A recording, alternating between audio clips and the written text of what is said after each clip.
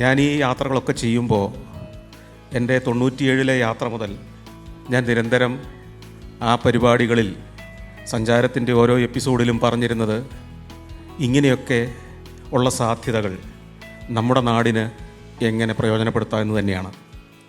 ആദ്യകാലത്ത് അത് പറയുമ്പോൾ പലരും 97 സഞ്ചാരം ആരംഭിച്ച് 2001 ഈ കാര്യം പറയുമ്പോൾ അന്ന് കേരളത്തിൽ വലിയൊരു ശതമാനം ആളുകൾ ടൂറിസം നാളെയുടെ ഒരു വാഗ്ദാനമാണെന്നോ ഒരു മാന്യമായ ഒരു വ്യവസായമോ തൊഴിലോ ആണെന്നോ സമ്മതിച്ചിരുന്ന ഒരു കാലമല്ല.